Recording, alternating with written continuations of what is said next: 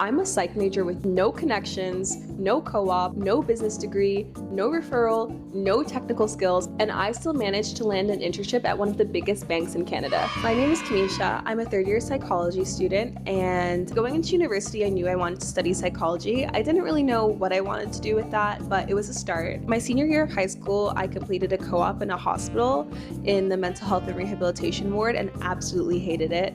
I very quickly realized I do not like dealing with people. I did an intern in first year, which isn't unusual for my school, especially not being in a formal co-op program. So with that in mind, I really made it my mission to make sure that I did an internship in my second year, which is now. I'm now at the end of my second year. So I kind of overshot because I'm doing 2 internships actually. I have a paid remote role with a nonprofit organization in the GTA, and I'm their marketing manager. And I'm also currently in Ghana for an on-site internship at the University of Ghana's Center for Migration Studies, and I'm a research intern. On top of the fact that I've been doing online summer school, so I'm just like really busy this semester. Not only that, but I'm taking fall term off to complete an on-site internship at Scotiabank in downtown Toronto at their big headquarters, because the semester after I'm going on exchange in Australia and I need to get my money up. So I'm gonna share everything I've learned over the past 6-ish months and all the tips I picked up that have helped me get these 3 roles, and that I'll definitely be using again to get an internship in the future. I feel like the very first step is to build the receipts before you need them.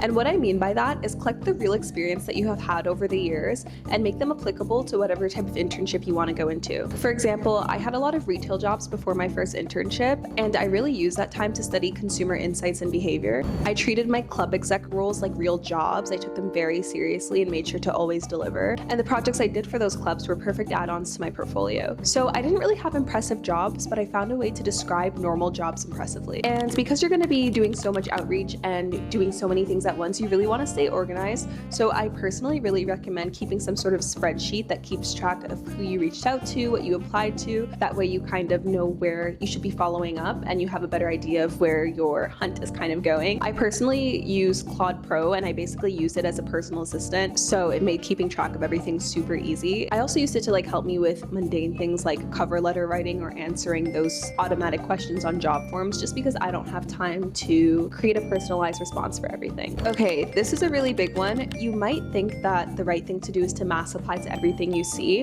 and to an extent, yes, but just be mindful about the amount of time that you're spending on every application. So what I did is I narrowed down 2 areas, which ended up being roles in marketing and roles in banking that were non-technical. I made 2 resumes geared to each, one for financy stuff and one for more creative marketing stuff, and I only used those 2 resumes to apply to all of the jobs that I found. I would also say it's equally as important to utilize your network and make sure you're surrounding yourself with the right people. Some of the most invaluable advice that I've gotten has actually been from my friends. Make sure you use every unfair advantage you might have access to. Apply to postings as soon as they come out. I promise you, the sooner you apply, the more likely it is that somebody actually even sees your application. Make sure your LinkedIn is T and use it to your advantage. You can cold outreach recruiters and managers that you would want to work under, and also keep your eye on any upcoming opportunities at target companies. I think during my hunt for a fall position, I probably cold emailed like 200 people, and out of those 200, I maybe got like 20 total replies. So the success rate is pretty low in my experience, but it really pays off because some of those recruiters ended up being invaluable to my recruiting experience.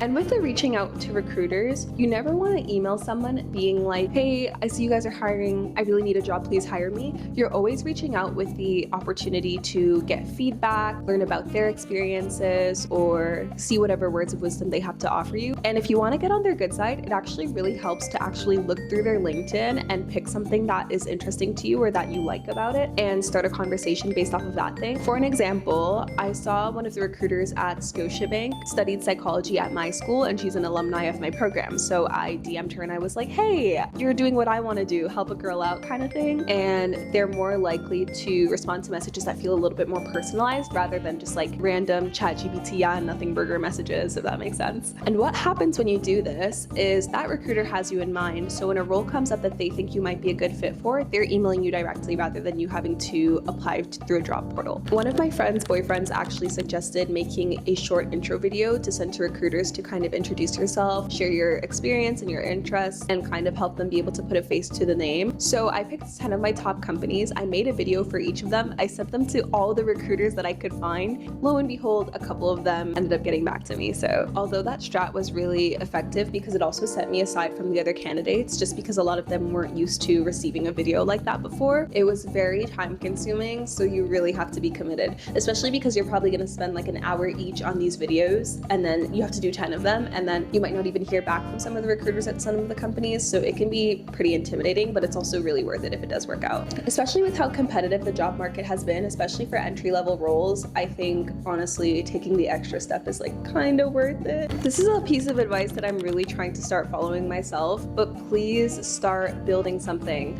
whether that be your personal brand, some sort of passion project, an app, a community, whatever it is. Pick something, build it. I don't care if it's Substack, whatever, just do something, because not only is it very stimulating in the sense where you have to remember to contribute your time to something that isn't school or work for a couple hours a week, but that effort also adds up, and that's another thing that you can talk to recruiters about in an interview when they're like, oh, so what are your hobbies? Or maybe they're looking at your LinkedIn and you posted a really cool project that you did, or a video that you made, or a Substack essay or whatever, and it just makes you a little bit more memorable. So I would definitely recommend. My passion project is supposed to be social media, which I've been really busy, so I've been a little bit locked out, but I'm gonna try to get into it this last month of this summer, even though summer's already done, but like, it's okay, it's fine. Another really big thing is framing your experiences as relevant. There's never a volunteer experience that's dumb or didn't mean anything or whatever, so don't diminish your experiences because they might have been unpaid. For example, when I worked in retail, I really had the opportunity to study consumer insights. I did a lot of thinking about why people buy and how we can use those insights to increase sales. That totally transfers over to any other type of internship you're gonna have. Although I said I didn't really enjoy my experience at the hospital that much, I learned a lot about customer service and being patient and being collaborative. So regardless of where you are, there's always going to be something that you learn. Just frame it in a way that is relevant to what you want to do. This might be a little bit controversial, but if you are starting your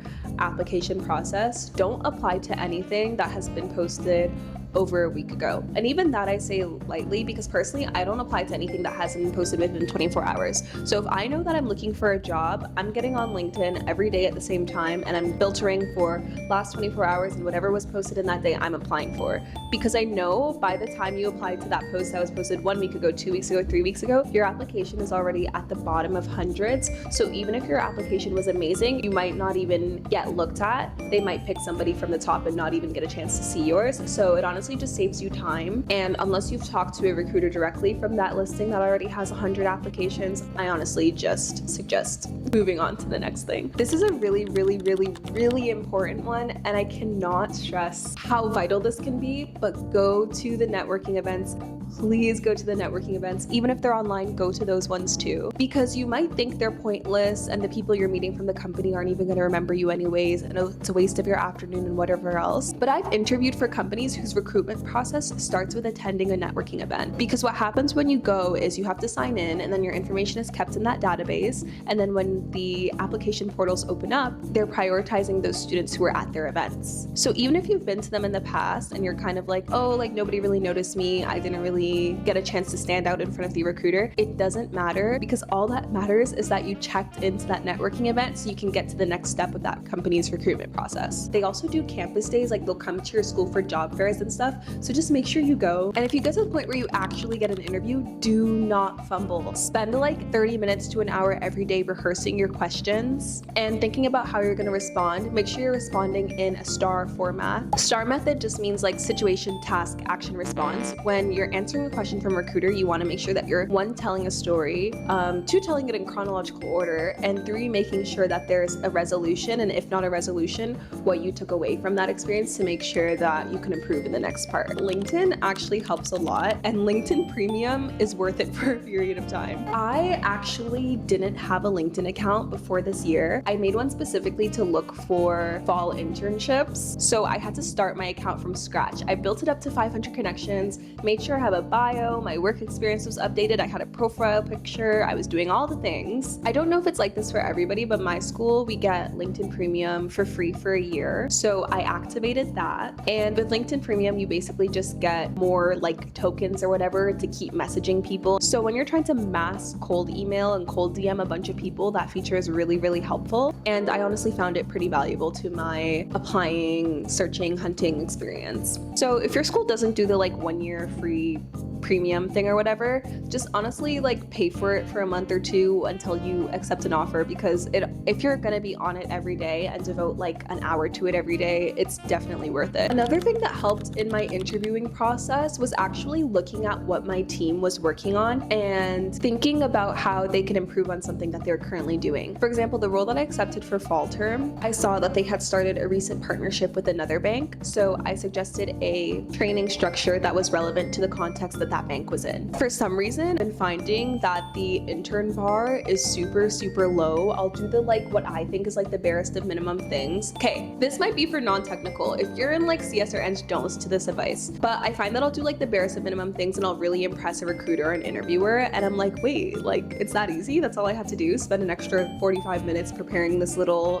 infographic? Wow. This goes for anything. Try to find a problem or an area for improvement within the company or the segment that you want to apply for, and think of ways that you can help improve. Because when you're applying to a job, you're not really just applying to work there, you're applying to help them solve their problems and get closer to their goals. So by making it obvious to the recruiter or the interviewer about how you can do that, it's going to really work in your favor. Because think of it this way, if you have the exact same skill set as another candidate, what is really setting you apart? The fact that you actually came with relevant ideas that your supervisor and higher ups could use. They're not really worried about the logistics of your major or your GPA as much as they're worried about the fact that you can bring something of value to them and to that team. So really focus on highlighting your ability to solve problems. Okay, this one is even more important, but get out of your comfort zone. If you are a person who's often pretty introverted and prefers to keep to yourself, get out of that habit, because I promise you it is stunting you so much. I think I'm more on the extroverted side myself, but I still made it a mission this year to make sure that I am talking to one new person a day when I'm out and going places by myself more, so I'm more encouraged to talk to the people around me. For example, if I have a lot of work to do, I'll go to a cafe by myself and just chat up the person sitting beside me, because it really helps my communication skills kind of stay on point. And also, you never know who you're gonna talk to. Like, I've met the coolest, most cracked, like amazing people that way, and you can get really good advice out of doing this too. Because at the end of the day, you can be perfect for a job, but if you are not liked and nobody likes working with you, you're not gonna last very long anywhere. Get in the habit of being super outgoing and super naturally likable. Also, like when you're looking for roles, do not let fear hold you back. If you only meet 70%, honestly, if you only meet 60% of the requirements, still apply for that position, because if you get it, you'll actually be learning something. It doesn't make sense to apply for something that you already meet 100% of the qualifications for, because then what are you gonna learn? I actually read somewhere, I'll have to fact check this before I keep it in the video,